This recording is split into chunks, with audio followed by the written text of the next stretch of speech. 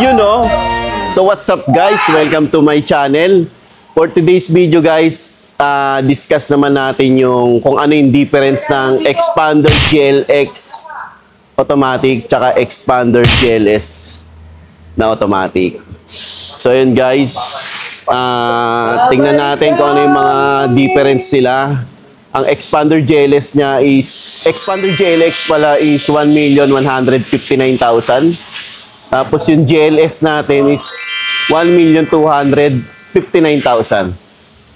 So 100,000 yung difference niya. Check natin yung pinagkaiba nila. Kung worth it nga ba yung 100,000 na difference price nila sa GLX variant, di ba? So tara guys, samahan nyo ako kung ano yung mga difference niya.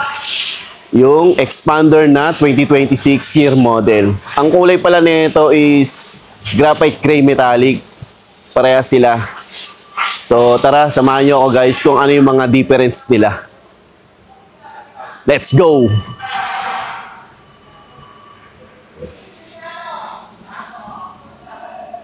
So yun guys, ito yung sa front bumper niya. So yung nasa left side natin, ito is GLX automatic. Tapos ito naman is GLS automatic. So yung bumper niya, yung grill niya is same lang sila ng design.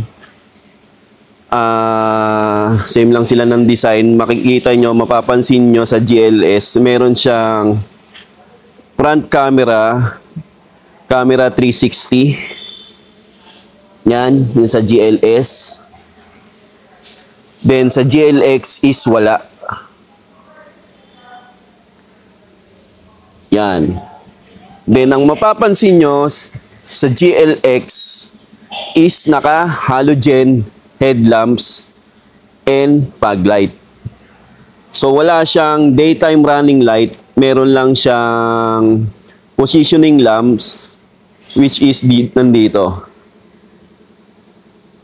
Then ito yung ilaw niya sa GLX variant.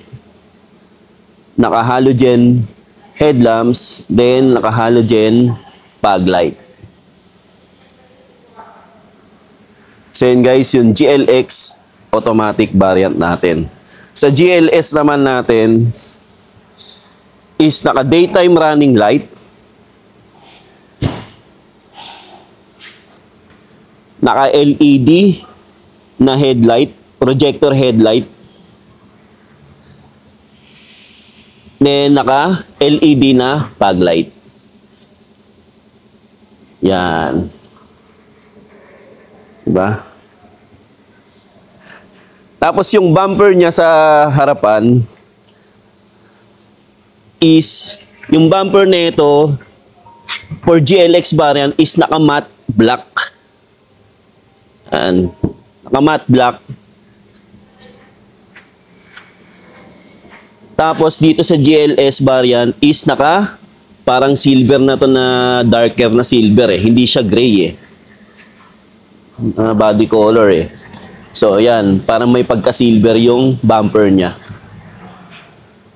Yung front bumper niya na design. So, yun yung ilaw niya. So, yan guys. Yan parehas naka-start. Si GLX variant natin is wala siyang daytime running light.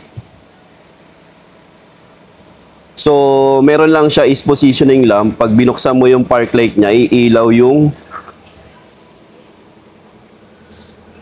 parang yung LED niya dito, iilaw yan pag nakabukas yung park light niya. Ito, sa GLS variant natin is naka daytime running light. Yan, naka-start na siya. Papansin mo, may daytime running light siya. So, try natin buksan yung park light ng GLX variant. Open natin. Yan, tsaka iilaw siya. Yan, naka-park light na yan. So, hindi siya daytime running light, guys, ah. So, yan, guys. Buksan naman natin yung headlight niya. Tsaka yung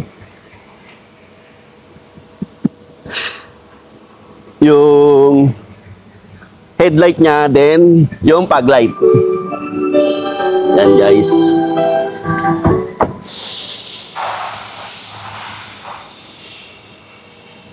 So, yan, guys, yung difference. So, ayan. Ito, naka-halogen headlight. Naka-halogen na yung fog light. GLX variant natin. Baka malito kayo. Then, ito, naka-LED projector headlight. Then, naka-LED na rin yung fog light. With daytime running light. So, yun guys, yung difference sila dito sa front natin. Engine, same lang, 1.5 liter Maybach engine. Automatic transmission. So, yan guys, no? Then, off na natin. Off na natin, no?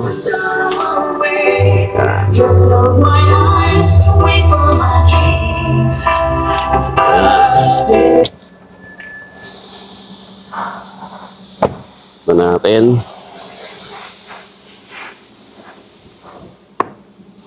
Lakas mo, Lods.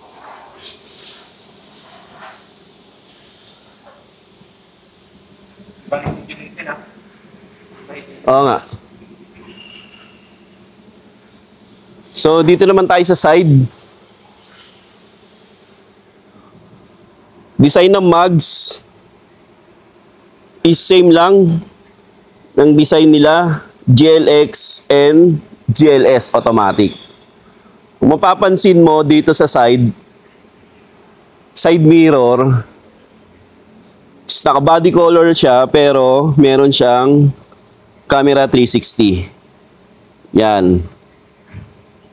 Then, meron siyang keyless operating system.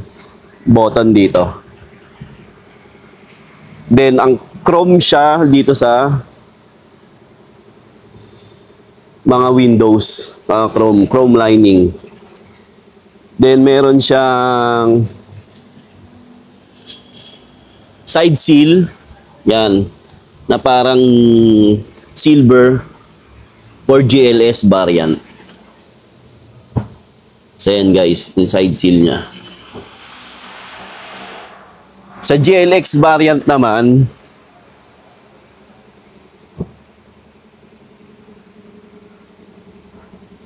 wala siyang camera 360 na nandito nakalagay. Pero same lang din ng mugs, design. Black nga lang dito. Yung kulay niya is yung dun sa window. Hindi siya chrome. Then, door handle niya, hindi siya keyless operating system. Then, wala rin siyang side seal dito na kulay parang silver na dagdag sa GLS. So, yun guys, sa exterior niya. Sa front, tapos na tayo. Sa side, tapos na tayo. So, yun. Punta naman tayo sa loob niya. Sa loob.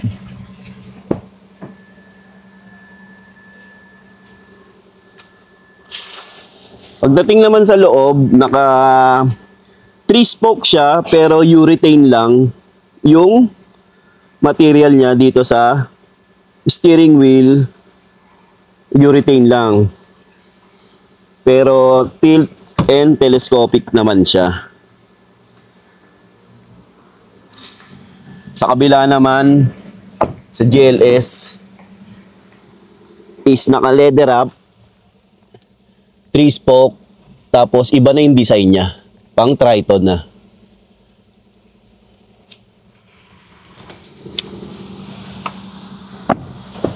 Seat material natin, fabric.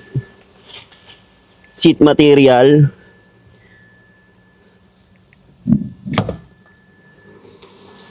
Then sa GLS variant naman natin, fabric din siya, seat material, pero iba yung design yung pinaka upuan niya. Magkaiba sila ng design.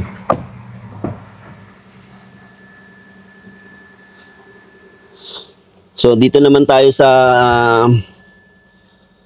instrument meter cluster natin. Instrument meter cluster natin is naka white lit instrument meter cluster, pero hindi pa siya digital. No, yan. Then yung aircon niya is manual aircon.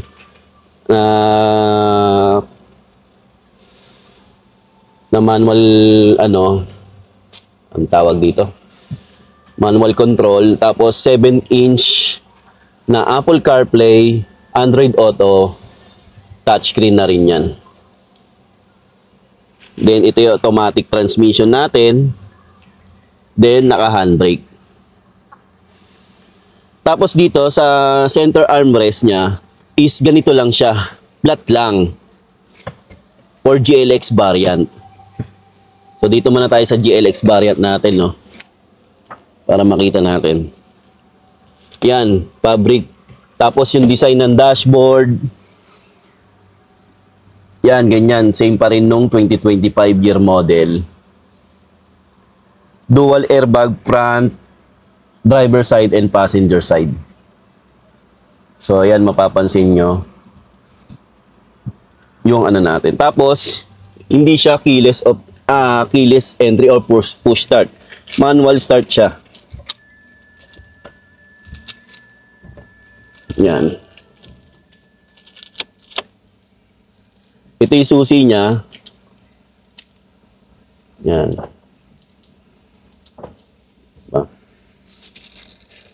Keyless entry with alarm.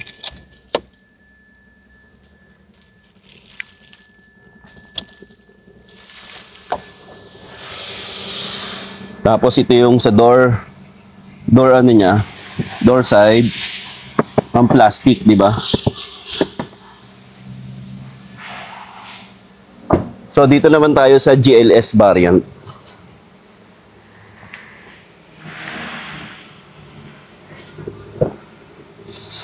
Sa GLS variant natin, dito sa door naman, plastic siya, tapos may leather siya dito. Then, steering wheel niya, ito. Then, ito yung meter cluster niya. Instrument meter cluster. Na 8-inch meter cluster and digital na rin siya. So, yan guys, ang ganda, di ba? Tapos, push start engine. Then, naka 10-inch na Apple CarPlay, Android Auto, and wireless na rin siya. And take note guys, parehas naman sila may cruise control. Yung GLX, yung both variant natin. Tapos, iba na rin yung design ng aircon niya. Kumpara sa GLX is bilog. Then, dito, meron siyang electronic parking brake and brake auto hold. Dito naman may center armrest siya, mas mataas, may takip siya na ganito. Kumpara sa GLX variant natin is flat, tapos di ganun lang. Di slide lang yung takip. Ito may takip siya mismo na mataas para mas komportable yung siko mo, yung kamay mo. Tapos iba na rin yung design ng dashboard niya. So, meron siyang pagka-leather dito sa side na to. Then, yung kulay black na tinatawag na may design dito. Yan. Mas pinaganda. For GLS variant natin.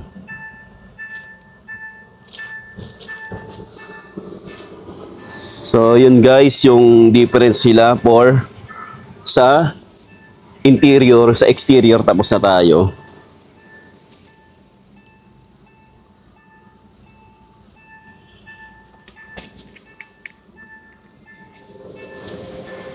Sa second row naman tayo guys. Tayo sa GLX muna.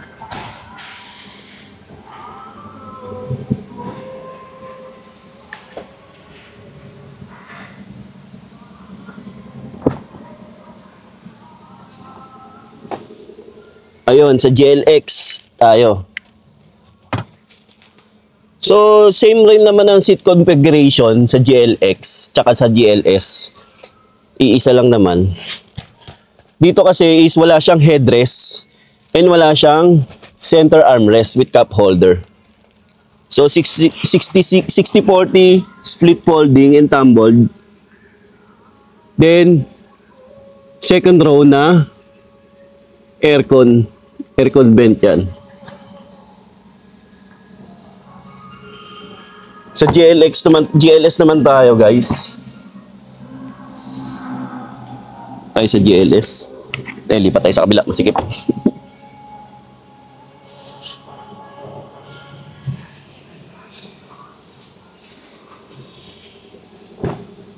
GLS variant natin. So ito yung GLS variant natin, yung second row niya. So wala ano siya. Meron siyang wait lang.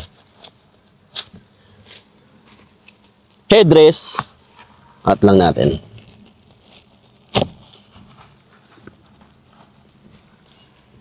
Then natitiklop to.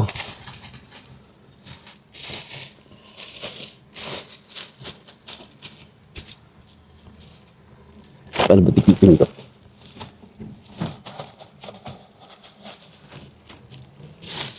Ito. Yun.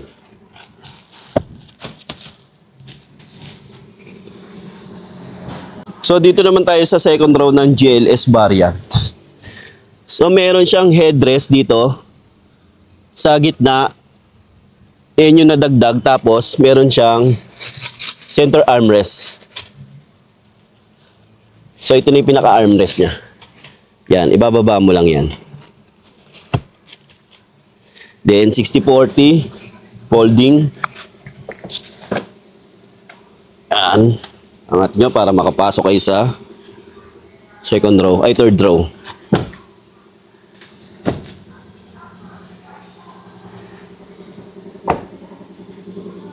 Then sa likod naman, sa rear exterior naman natin,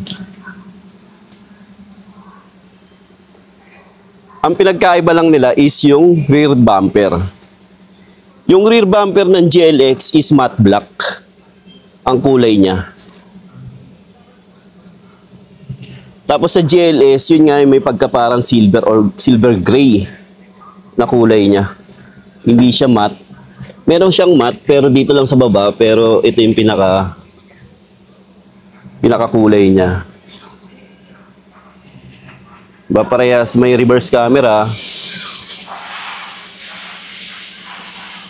Yan, parehas sila may reverse camera. So, yan yung GLX and GLS variant natin.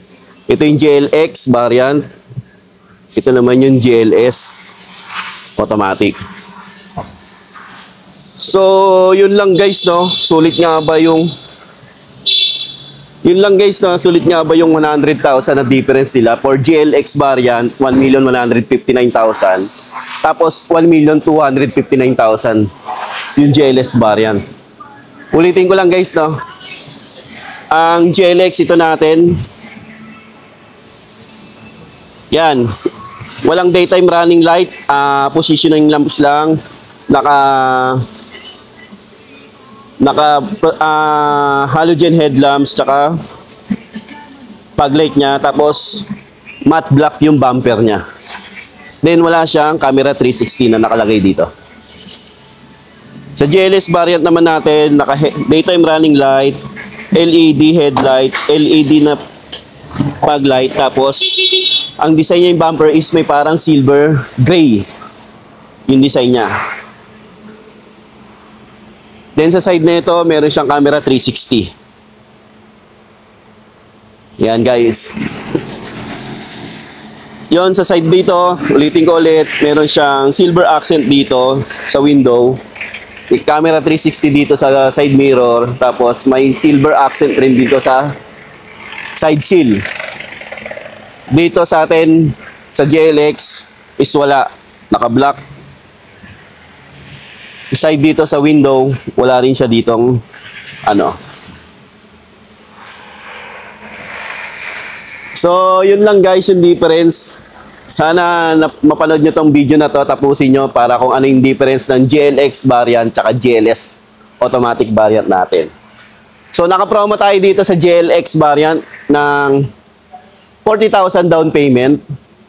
Sa GLS variant natin is naka 8,000 down payment. Pay after 45 days yan. Subject to bank approval yan guys. So, sa mga interesado at iba pang video, subscribe lang kayo sa YouTube channel ko. Like nyo na rin, i-share, and click nyo na rin yung notification bell para updated kayo lagi sa aking videos. So, yun lang guys. Sa mga naghahanap ng GLX and GLS. So, ang kulay pala nito for GLX variant natin is gray, black, and silver. For GLS variant, white, red, gray, and green bronze. So yun lang guys. Sa susunod na video ulit guys. Panoorin nyo lang. Bye guys.